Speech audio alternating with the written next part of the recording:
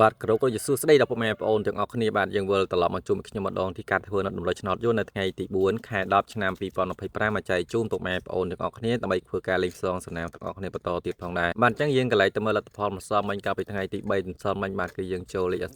3663គឺម៉ោង1:30នាទីក៏ចូលម៉ោង6:30នាទីក៏ចូលពុកម៉ែបងប្អូនទាំងអស់គ្នាបាទរីឯលេខធំ13លេខបាទអ្នកលេខម៉ោង4:30នាទីបាទយើងគ្រុតទឹកឲ្យបាទ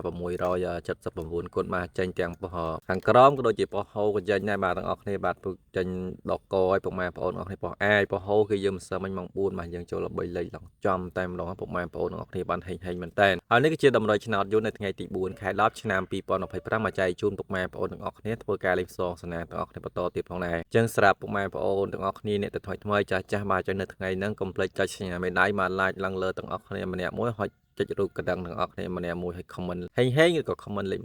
168ផងដែរពុកម៉ែបងប្អូនទាំងអស់គ្នានៅថ្ងៃហ្នឹងលេខអុកខ្ទង់គឺមាន2ខ្ទង់គឺមានខ្ទង់50ក៏ដូចជាខ្ទង់40បាទ50គឺមានចំនួន2គ្រាប់គឺមានលេខ51 54រីឯខ្ទង់40គឺមាន41 46និងលេខមកគ្រាប់ទៀតគឺលេខ99លេខត្រឡប់ខ្ទង់50និង40មានដូចជាលេខ15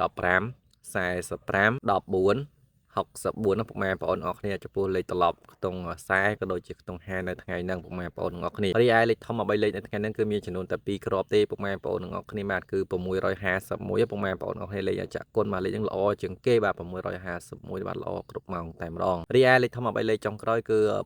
994ណាពុកម៉ែបងប្អូនអរគ្នាបាទលេខសុទ្ធតែលេខល្អនៅថ្ងៃហ្នឹងទាំង12លេខក៏ដូចជា13លេខនិងលេខអុកខ្ទង់អញ្ចឹងស្រឡាញ់ម៉ោងណាគឺអាចធ្វើការលេខផ្សងសំណាងបានហើយឆ្នោតដល់តម្រុយខ្ញុំបាទនេះគឺធ្វើលេខការផ្សងសំណាងសម្រាប់តែម៉ោង1:30នាទីម៉ោង4:30នាទីក៏ដូចជាម៉ោង6:30នាទីតែប៉ុណ្ណោះ